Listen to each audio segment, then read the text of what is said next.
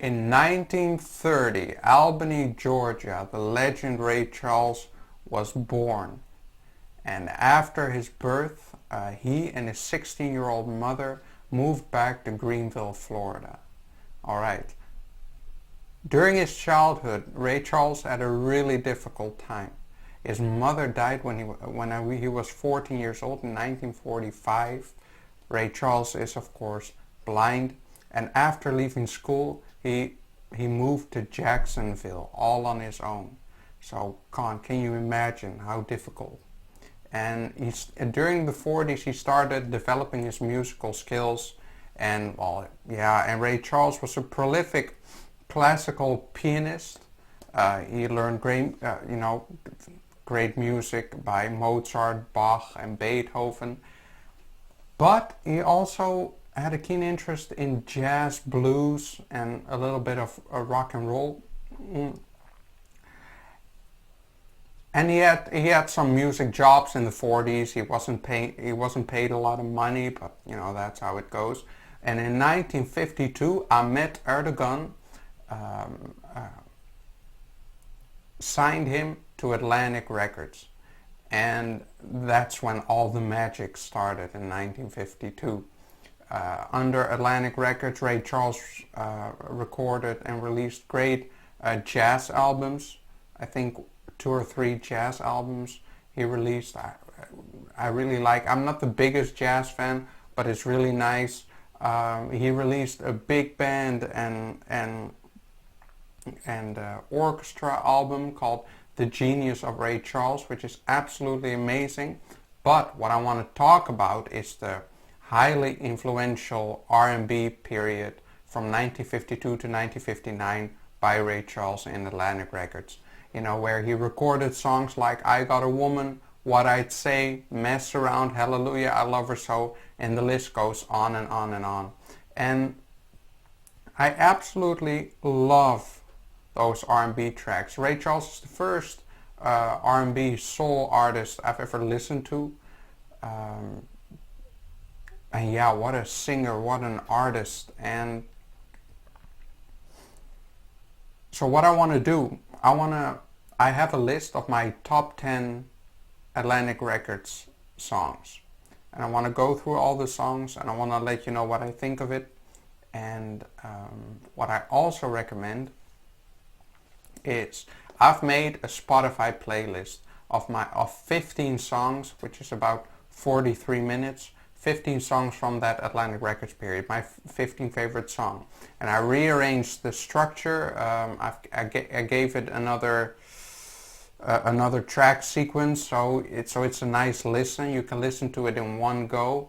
And while my top 10 songs on this list are obviously in there, and I'll leave a link in the description below so you can listen to it yourself. I really like the list, and maybe you like the songs as well. So these are songs from the recording session, the R&B recording sessions. I am going to talk about the genius of Ray Charles, but I'm going to do that another time. For now, my top 10 Ray Charles songs from 1952 to 1959. On number 10, Greenbacks. And Greenbacks is a great song. It's more of a story. It's more of a story. He tells this story about a night out with a girl. He pays to have a good time. He pays that greenback dollar bill. It's really fun. I really like the way he sings and how he tells the story. It was written by Reynold Richard, the man who also co-wrote I Got a Woman along with Ray Charles. And so yeah, that's on number 10.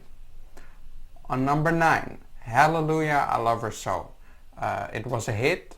Ray Charles had a bunch of hits from those R&B recording sessions, and this was too, and it went to number 5 on the R&B charts. It's a really nice, fun love song. I really like it. And then on number 8, Ain't That Love, which is the first song on the first album. and it's on number 9 on the R&B charts, which also a hit. And he recorded about 50 songs from those recording sessions, and that made for 4 released albums under Atlantic Records, which are all really nice.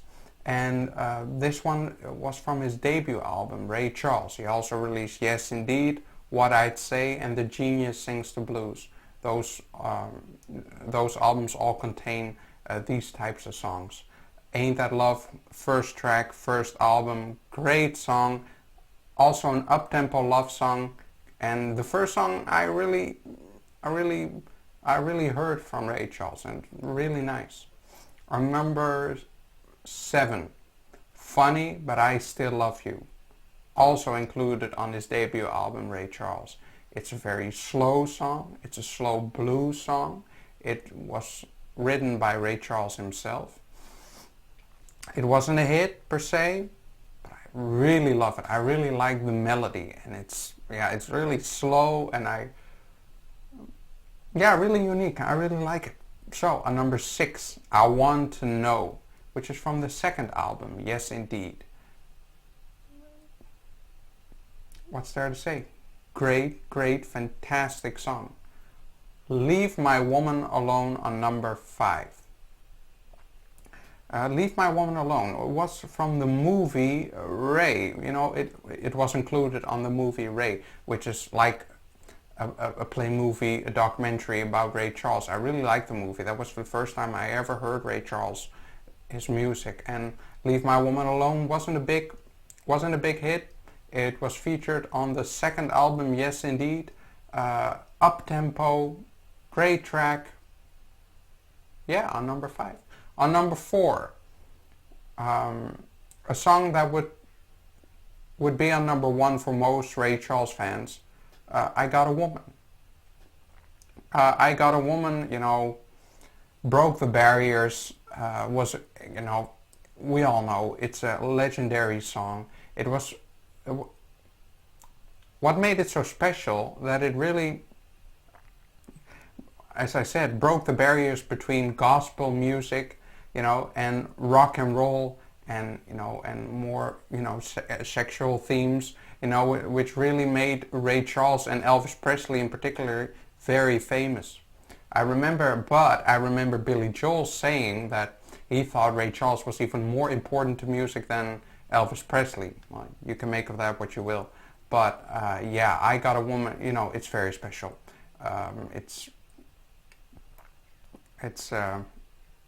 It's also quite controversial in those times. It would be in this time as well. The lyrics are quite interesting. On number 4, so I Got a Woman. Everybody knows that you should know it, and it's included in my Spotify playlist. On number 3, a Doc Pomus song, which was an old songwriter. Lou Reed was a big fan of that man, Doc Pomus. He wrote a song called Lonely Avenue, and Ray Charles recorded it for his second album, Yes Indeed. And man, what makes this song so very special, and what makes this song legendary, in my opinion, is the backing vocals. The pace, along with the backing vocals, great vocals, of course, by Ray Charles, but that's a given. And it's a perfect song. It's a shame Ray Charles didn't write it himself, but I've never really listened to Doc Pomus, so maybe his version is fantastic too. On number 2, his first R&B hit, Ray Charles' first R&B hit, written by Ahmet Erdogan, his manager or his producer, I don't know. Mess Around. It went to number 3 on the R&B charts.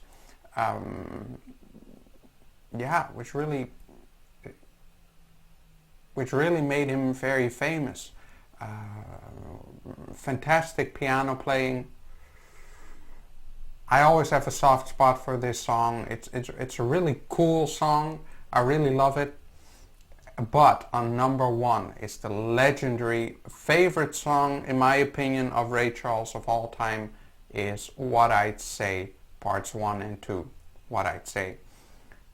Written by Ray Charles, it was on #1 on the R&B charts, but it was his first and I think only top 10 hit on the Billboard 100, the pop charts in America. What I'd say was absolutely huge. A few years later, Ray Charles stopped with Atlantic Records and moved to ABC, to the ABC label, where he would take on the role as interpreter of other people's songs. He released some fantastic albums on the ABC label as well. But what I'd say is the highlight of his Atlantic Records period. It's a majestical song. The pace is phenomenal. There's so much energy. It's such a cool song. It's a real sexy song. It's absolutely legendary. So yeah. Man, what's there to say? Alright, that's my top 10 list. And I also am curious what your favorite songs of Ray Charles are. So, if you wanna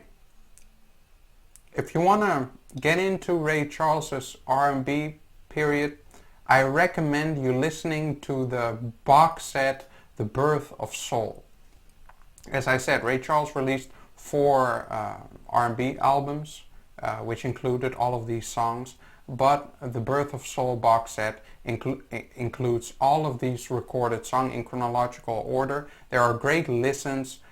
You can really see how his talent and his songwriting develops.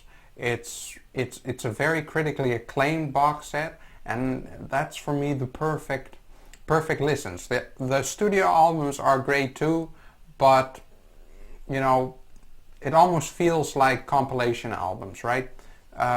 So yeah, I would recommend The Birth of Soul, and yeah, and I hope you enjoy Ray Charles's music. It's something else. So yeah, enjoy.